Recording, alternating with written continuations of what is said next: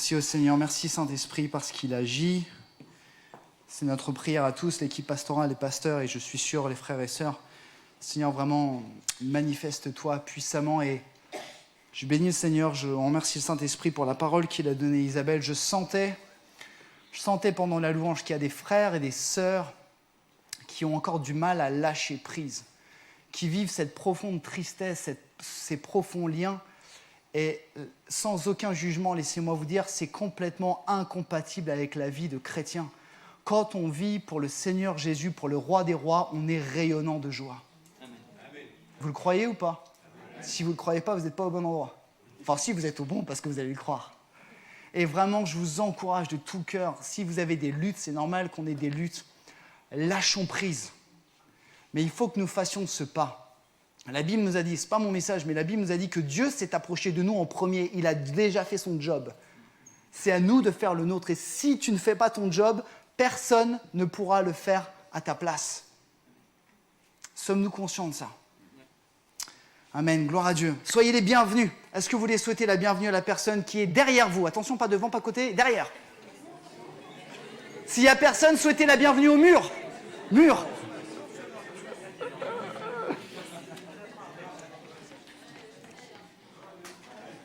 Soyez les bienvenus. C'est important de se sentir bienvenu.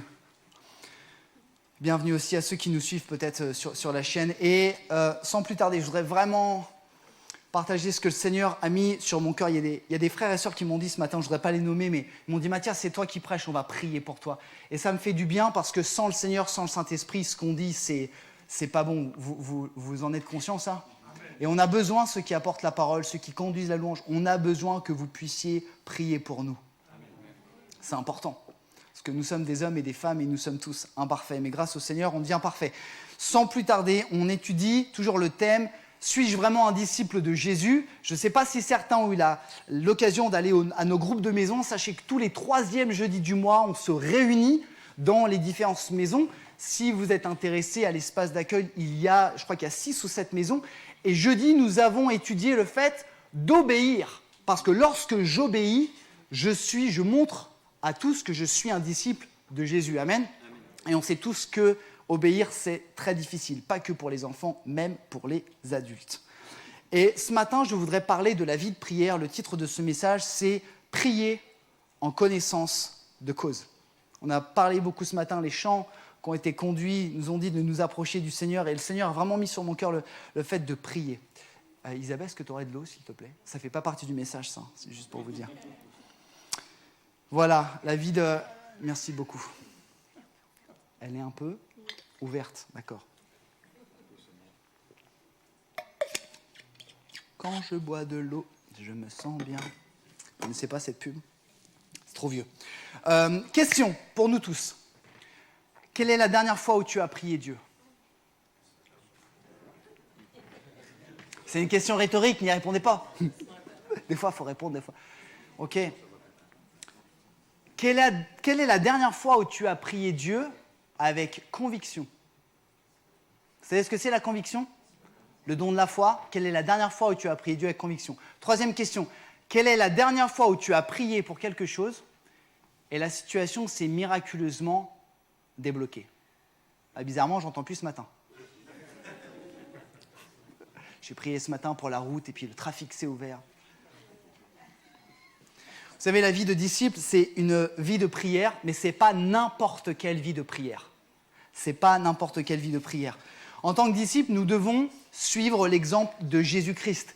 Et si vous lisez la Bible, est-ce qu'il y a des gens qui lisent la Bible dans cette salle ce matin ? Il y en a quelques-uns ? Levez le doigt. Ouais. Ok, super. Dans la Bible, il nous est dit, surtout dans les évangiles, que Jésus se retirait souvent, remarquez, seul, pour aller prier. Il priait souvent, il priait avec ses disciples, il priait pour les gens, mais ça faisait partie de sa vie. Mais la prière faisait partie de la vie de Jésus, mais pas que de Jésus. Si vous parcourez la Bible du début à la fin, de l'Ancien Testament au Nouveau Testament, on peut voir que Daniel priait 3 fois par jour. Le prophète Élie a prié pour qu'il ne pleuve pas. On aurait eu besoin de lui en Normandie. Ça se passe. Et la prière fait partie de la vie d'un disciple ou d'une disciple de Jésus. Si on regarde dans le dictionnaire, ça veut dire quoi, prier? Il y a peut-être des gens qui sont là ce matin et dire, mais prier, ça veut rien dire pour moi. Le dictionnaire nous dit que prier, c'est soit s'adresser à Dieu, c'est soit demander avec respect. Quand vous dites à quelqu'un, je te prie.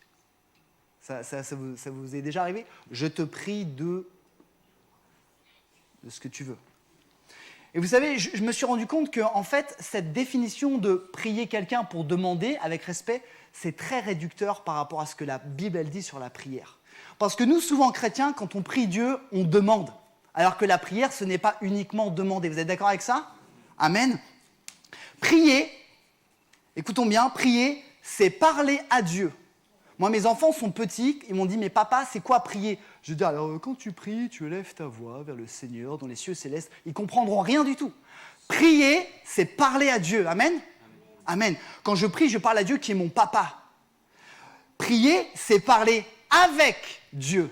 Ça veut dire que je lui parle et il me parle. Et prier, peut-être que certains ne s'en sont pas rendus compte, c'est parler au nom de Dieu. Que ta volonté soit... Ok. C'est ça, prier. Alors peut-être ce matin, certains se disent, mais comment, peut-être que tu es là pour la première fois ou tu nous suis, dis moi je ne sais pas prier, j'ai appris des prières par cœur. Comment prier? Il y a plusieurs façons de prier. Le plus important, c'est d'être authentique. On peut prier seul, bien sûr, chez soi. Et la Bible nous le dit, on verra après. Et on peut aussi prier ensemble quand nous sommes c'est pas le bon mot, quand nous sommes assemblés, oui, c'était ça, merci.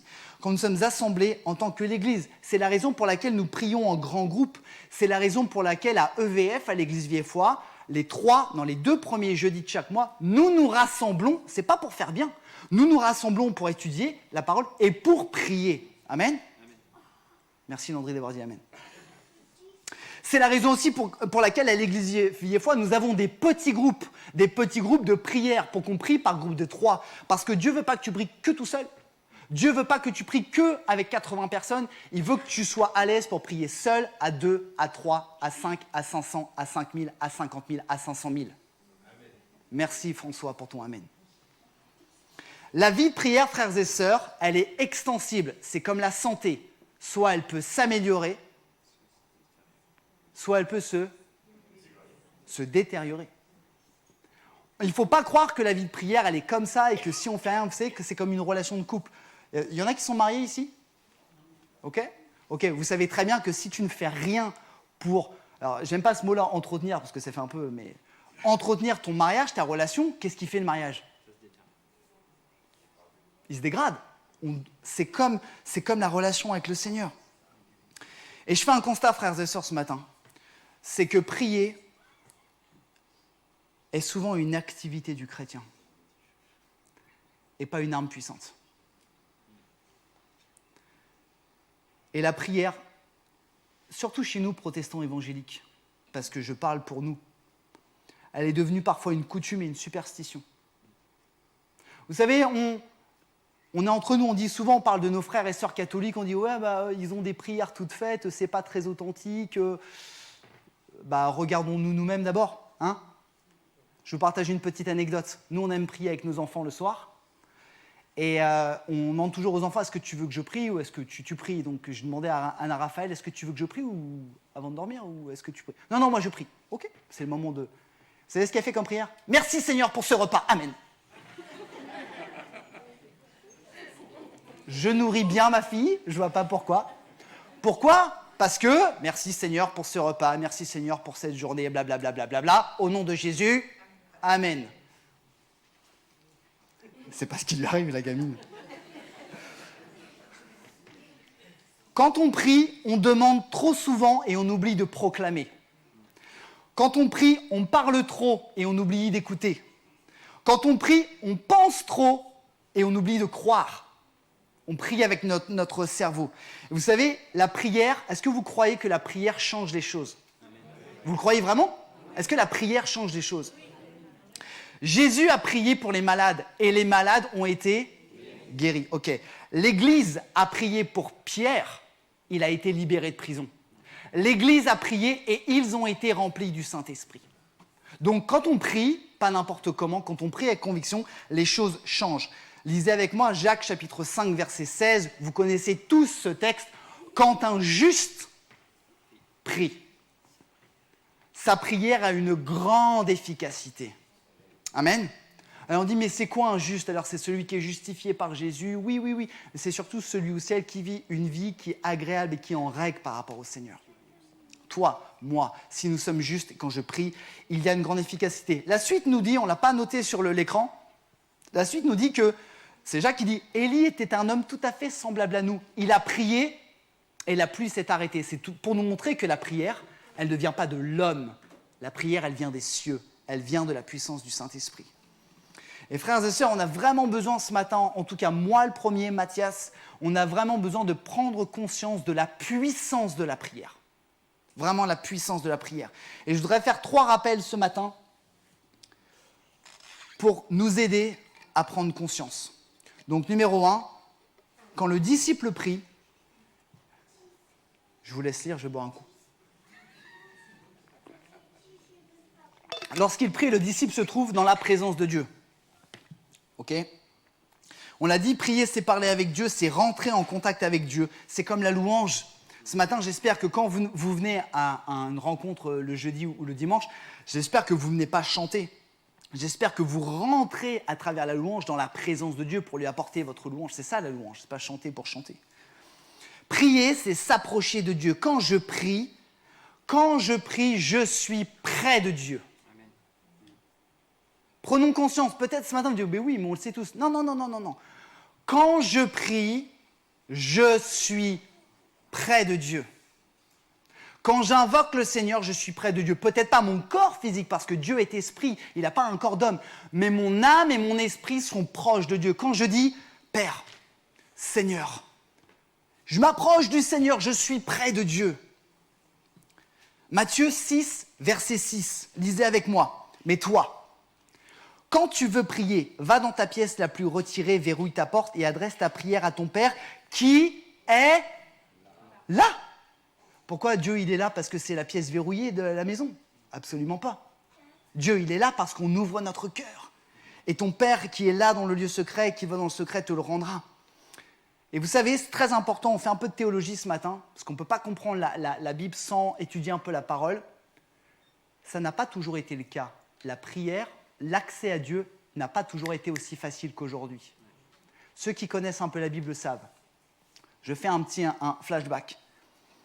Vous savez que l'homme et la femme, qui étaient parfaits, ont été séparés de Dieu à cause de la désobéissance. L'homme et la femme, à cause du péché, ont été séparés de Dieu. C'est pour ça que Dieu a dit à Adam et Ève, partez. Je ne veux plus de vous dans ma présence parce que je suis saint. Tout le monde est OK avec ça? OK. On a été séparés. Et sous la loi de Moïse, il n'était pas possible à un homme ou une femme d'être dans la présence de Dieu, sinon quoi? Est-ce qu'il y en a qui savent? Il mourrait. La présence de Dieu s'est montrée à Moïse sur la montagne et il est dit au peuple d'Israël, ne mettez pas un pied sur la montagne, sinon vous allez mourir. C'était trop saint. Dieu a dit à Moïse de construire un tabernacle. Le tabernacle, c'est une tente où il y avait la présence de Dieu. Je ne rentre pas trop dans les détails, mais c'est important de comprendre. Il y avait 3 parties. Le parvis, c'est-à-dire devant, comme devant là sur le béton, le parvis, le lieu saint et le lieu très saint. D'accord? Et le lieu saint était séparé par le lieu très saint par un voile. Et dans le lieu très saint, personne ne pouvait y aller. C'était la présence de Dieu là où il y avait l'arche de l'Alliance.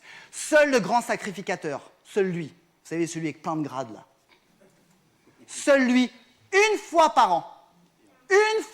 an, pouvait rentrer après avoir offert des sacrifices pour son péché, pour le péché du peuple, et il allait dans la présence de Dieu. Vous imaginez? Mais ça, c'était avant. Il y en a qui ont la référence. Dieu a tellement aimé l'humain imparfait qu'il a donné son fils Jésus pour rétablir la séparation. Amen.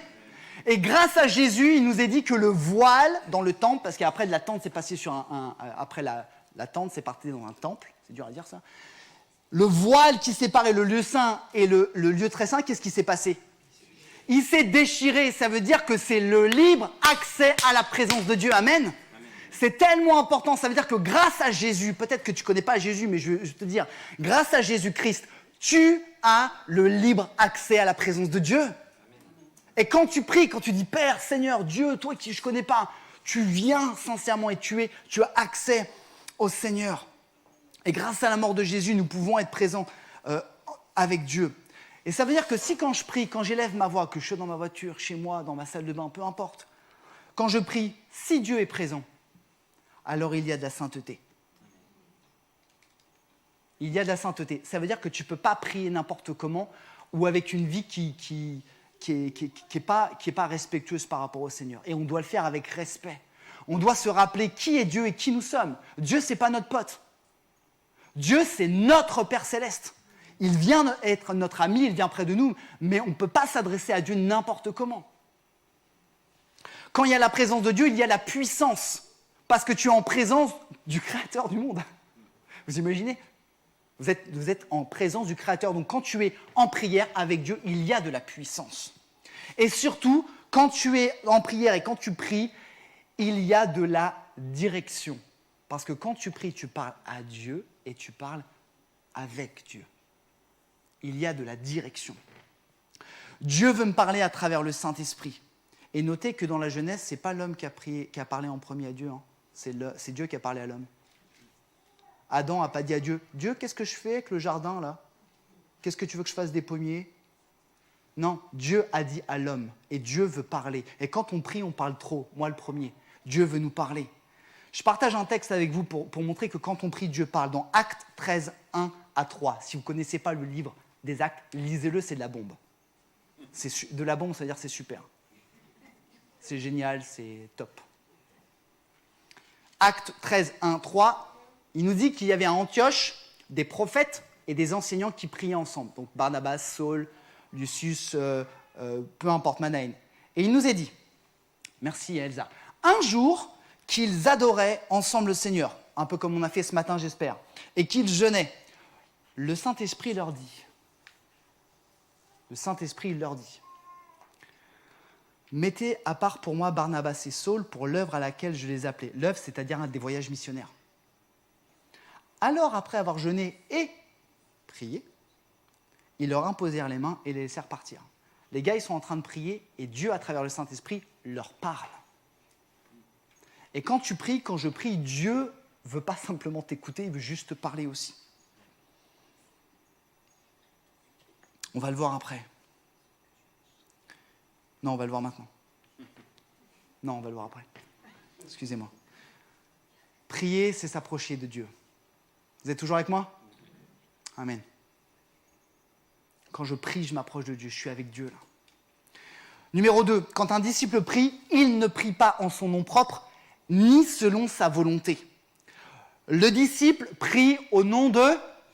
Non, vous ne l'avez pas dit assez fort. Le disciple prie au nom de... Vous ne l'avez pas dit assez fort. Le disciple prie au nom de...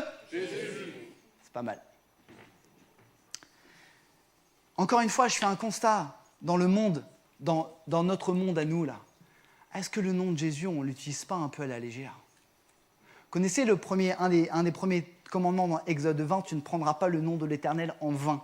Dans le contexte, c'est tu ne dois pas jurer ou tromper les autres. Mais avez-vous remarqué, souvent on fait notre prière.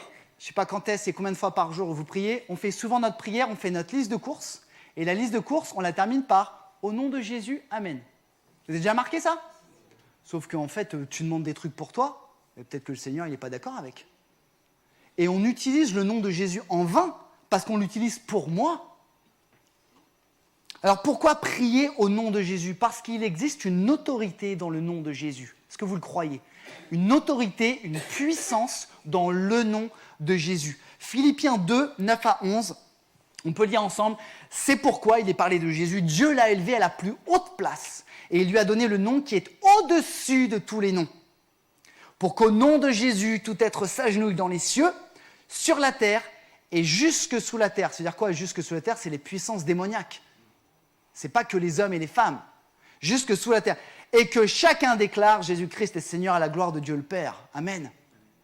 Le nom de Jésus. Et frères et sœurs, nous sommes rachetés. Est-ce qu'il y a des gens qui ont été rachetés par le sang de Jésus là? Il y a des gens qui ont été rachetés là? Ok, nous avons été rachetés par le sang de Jésus, nous avons été scellés par le Saint-Esprit. Et Dieu nous a donné cette autorité. Jésus a donné cette autorité à toi, à moi. Et des fois, on a du mal à le croire. On ne veut pas le croire. Ce que tu veux dire à ton voisin, Jésus t'a donné cette autorité. Ah, c'est dur à dire. Hein. Non, mais Jésus t'a donné cette autorité. Vraiment. Et il n'a pas donné plus d'autorité à mon frère Jean-Luc, à mon frère Patou, à Nadège, à Josias. Il nous a tous donné l'autorité du nom de Jésus.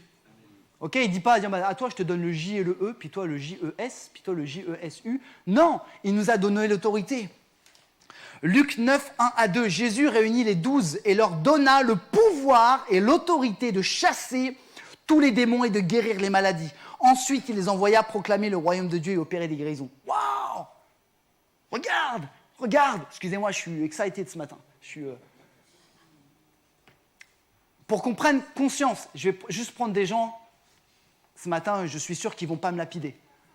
Jésus réunit Fagner, Josias, Landry, Agnès, Arlette, Mathias, et leur donna le pouvoir et l'autorité de chasser tous les démons et de guérir les malades. Ensuite, il envoya Fagner, je ne me rappelle plus, proclamer le royaume de Dieu et opérer des guérisons. Amen. Il nous a donné cette autorité. Et nous, qu'est-ce qu'on fait? Rien. Nous, on a quelqu'un qui est malade, un collègue qui est malade, et puis on va lui dire, je vais prier pour toi. Je vais aller à l'église, je prierai pour toi. J'envoie un texto à mon pasteur et il viendra te visiter.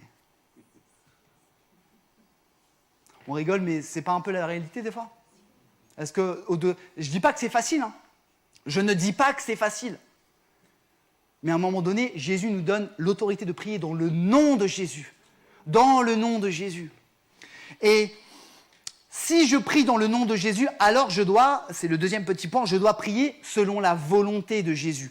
Je le disais tout à l'heure, on prie souvent dans le nom de Jésus, mais on prie notre liste de courses. Puis après, on dit au nom de Jésus, Seigneur, je te prie, donne-moi une augmentation. Seigneur, fais que ma femme, elle soit plus gentille avec moi. Fais que mes voisins déménagent. Dans le nom de Jésus, amen. Mais peut-être que la volonté de Dieu, c'est que moi, je sois plus gentil avec ma femme. Elle ne dit pas amen parce que c'est pas possible.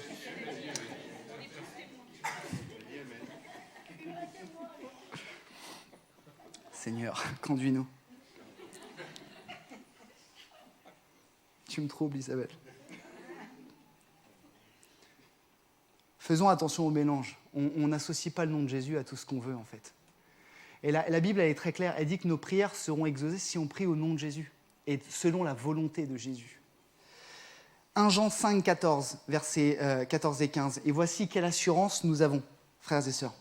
Si nous demandons quelque chose qui est conforme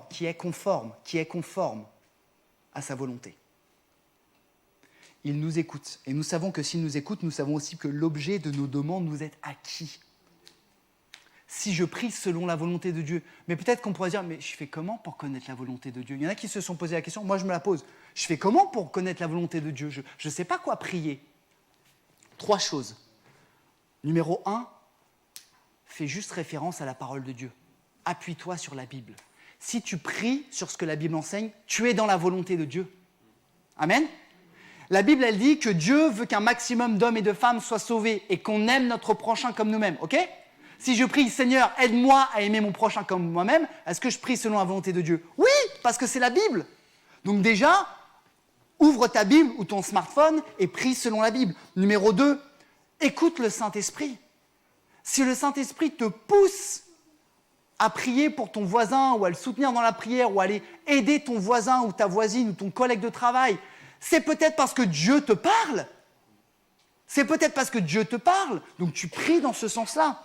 Et enfin, on prie et on doit prier, Seigneur, que ta volonté soit faite. Tu veux un nouveau job, tu veux une nouvelle augmentation, c'est bien. Seigneur, que ta volonté soit faite. Tu veux changer de boulot, tu veux déménager, Seigneur, que ta volonté soit faite. Et il n'y a pas de mal à dire au Seigneur ce qu'on veut. Souvent les gens ils disent, non, c'est moi, c'est ma chair, je ne vais pas dire à Dieu. Dieu, c'est ton papa. C'est ton papa, dis à ton papa ce que tu veux. Mais dis à ton papa que ta volonté soit faite. Amen. 3e et dernier point. Quand un disciple de Jésus prie, il n'est pas dans une dimension humaine. Il ne prie pas dans une dimension humaine. Vous ne trouvez pas qu'on a trop les pieds sur terre? Trop la tête sur terre? Non? Vous ne trouvez pas qu'on est trop rationnel en tant que chrétien? Vous ne trouvez pas qu'on réfléchit trop? Vous savez, le fameux vélo d'Alexis quand il parle. Des fois, j'ai l'impression que ce n'est pas un vélo, c'est un peloton. C'est un peloton. Et on prie, on proclame des choses. Jésus, dans le nom de Jésus, que ta volonté soit faite, le Saint-Esprit, tout ça. Mais dans ma tête, je suis dans une dimension humaine. J'ai les pieds ancrés sur je dois toucher, je dois essayer avant de voir. Alors que la prière, frères et sœurs, c'est une activité spirituelle surnaturelle. La prière est une activité spirituelle surnaturelle. C'est aussi surnaturel que le parler en langue. On est dans le monde de l'invisible et nous avons besoin d'avoir cette vision. Ce n'est pas contre la chair et le sang qu'on lutte, hein. C'est contre les esprits, les dominations, et on ne peut pas lutter avec de... On lit un texte ensemble, je vous donne le contexte, j'ai bientôt fini, rassurez-vous. Dans Matthieu 18, 18, la version second 21, on connaît souvent ce texte, on ne connaît peut-être pas le contexte. Je vous le dis en vérité, tout ce que vous lirez sur la terre, au nom de Jésus, sera lié au ciel, et tout ce que vous délirez sur la terre aura été délié au ciel. Il y en a qui connaissent ce texte? Ouais, ok, amen. C'est-à-dire qu'on a l'autorité. Quand on lit quelque chose au nom de Jésus, c'est lié là-haut. Ok? Rapidement, le contexte de ce passage-là, je vous encourage à lire, c'est Jésus qui parle. C'est dans l'exemple d'un frère dans l'Église qui vit une vie qui n'est pas conforme à la parole de Dieu et qui se rebelle. Jésus a dit, j'aime ce texte, quand ton frère a péché contre toi, va et trouve-le. Et il n'a pas dit, dis à un autre frère, hey, t'as vu le frère, gna gna gna gna gna. Ok? Va et trouve-le. La Bible dit, s'il ne se repent pas, parce qu'on va le voir avec amour, s'il ne se repent pas, prends 2 ou 3 témoins, toujours avec amour, pas pour le lyncher. S'il ne se repent pas, dis-le à l'Église, et s'il ne se repent pas, c'est dur, hein, chasse-le, parce qu'il n'est plus considéré comme un enfant de Dieu. Et là, il est dit, tout ce que tu liras au nom de sur terre sera lié au ciel. Vous voyez ce que je veux dire? C'est-à-dire que si on respecte toutes les étapes avec amour que Dieu nous a données et qu'on proclame quelque chose en rapport avec la parole de Dieu et qu'on dit, on chasse quelque chose, eh ben c'est chassé dans le ciel. Par contre, il nous est dit que ce que vous délirez, si la personne revient et se repent, et que tu dis, tu te repens mon frère, ma sœur, au nom de Jésus, je t'accueille et je t'aime, c'est délié dans le ciel. Vous voyez ce que je veux dire? C'est ça la parole de Dieu, et nous avons l'autorité. Élargissons notre façon de penser quand nous prions. Gardons à l'esprit que Dieu agit d'abord dans l'invisible avant d'agir dans le visible. Dieu, quand tu pries, agit d'abord dans l'invisible avant d'agir dans le visible. Et pour avoir cette vision spirituelle de la prière, nous avons besoin d'être disponibles. Épître de Pierre, c'est quasiment le dernier texte, 1 Pierre 4, 7. Pierre dit, la fin de toute chose est proche, menez donc une vie équilibrée en faisant preuve de modération, afin d'être disponible pour la prière. Et là, peut-être certains d'entre vous disent, ça y est, il va nous ressortir la rencontre de prière de la semaine, je peux vous en mettre une tartine si vous voulez, de toute façon, je le ferai jusqu'à ce que mort s'en suive, ou jusqu'à ce que le retour de Jésus s'en suive. Non, on ne parle pas du temps, on va parler du temps après. On étudie la parole de Dieu, on regarde le mot grec pour disponible. Vous savez ce que ça veut dire disponible, le mot grec? Le mot grec népho veut dire concentré en esprit.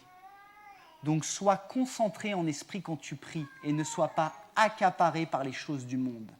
Sois disponible. Vous avez déjà parlé à quelqu'un, vous lui parlez, il est en face de vous, il vous regarde, vous voyez clairement que ce que vous lui dites, ça arrive?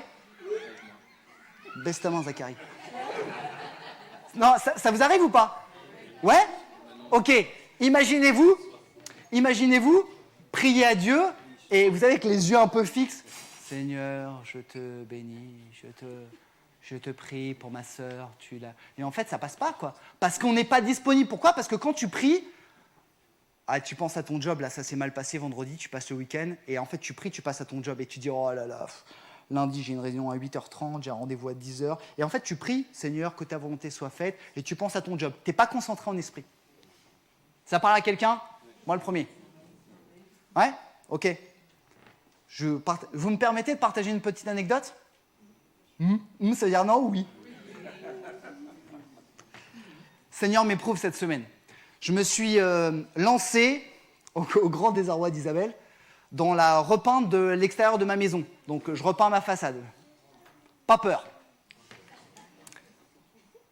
Je galère, je ne rentre pas dans les détails, je galère parce que je me suis trompé de peinture. Et ceux qui me connaissent savent que je suis un petit peu perfectionniste. Et ça me prend la tête. Ça me prend la tête. Le soir, quand je me couche, j'y pense. Qu'est-ce que je pourrais faire? Est-ce que je dilue la peinture? Est-ce que j'appelle mon copain qui m'a aidé? Ça me mine.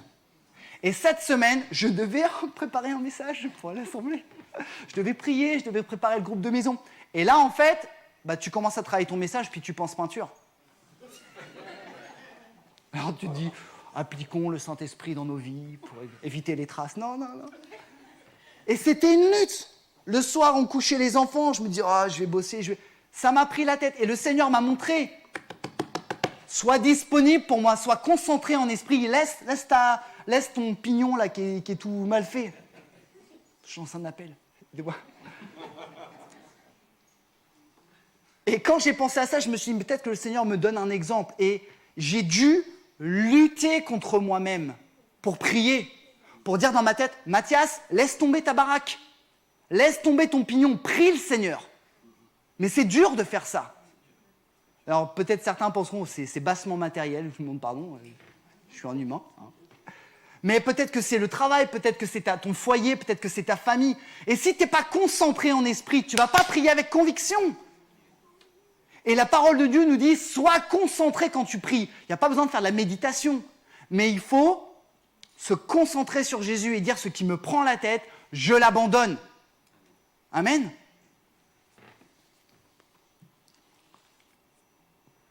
Nous devons bien sûr prendre du temps aussi pour prier. Je n'ai pas besoin de le dire, vous le savez tous, vous l'entendez tous les dimanches. Je n'ai pas besoin.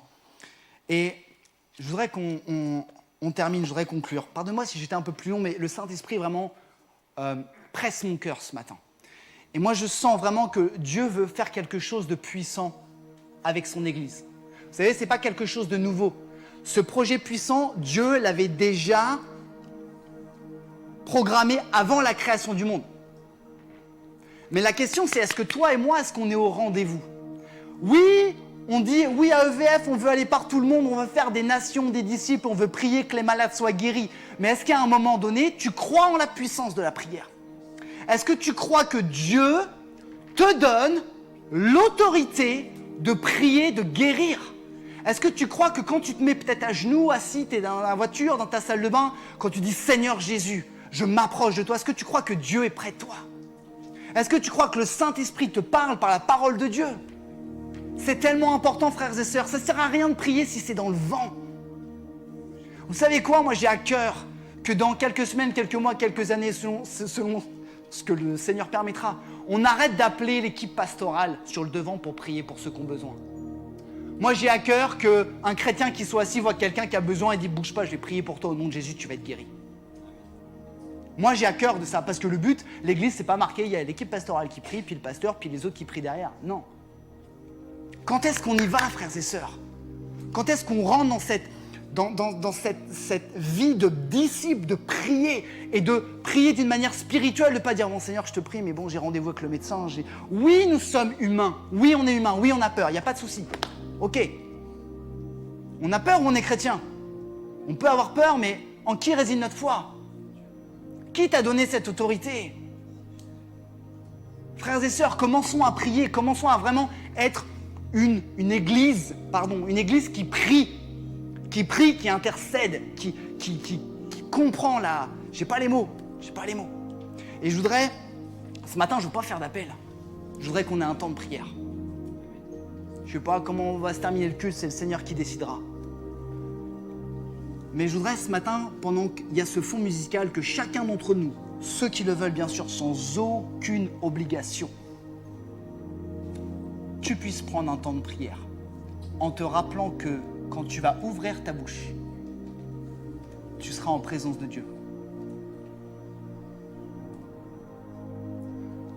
Quand tu vas ouvrir ta bouche, tu vas prier au nom de Jésus, mais pas pour ta liste de courses. tu vas prier dans le nom de Jésus et tu vas te laisser inspirer pour prier. Tu vas peut-être prier pour ton foyer, pour ta santé, peu importe. Prie dans le nom de Jésus. Et quand tu vas ouvrir ta bouche, prie dans une dimension spirituelle. Parce que si tu pries pour la guérison, qu'est-ce que ton esprit va penser? Ouais, mais si ça ne marche pas, chasse tout ça au nom de Jésus. Proclame les choses. Dis dans une dimension spirituelle. Je prie, Seigneur, je crois que tu agis dans l'invisible. Je crois que maintenant, au nom de Jésus, il y a des choses qui sont liées. Je lis des choses, je délivre des choses. Tu pries pour ta famille, tu pries pour ton job, tu pries pour qui tu veux. Faisons-le, frères et sœurs, vraiment dans la sensibilité de l'esprit. Prenons quelques minutes, chacun à sa place. Prions.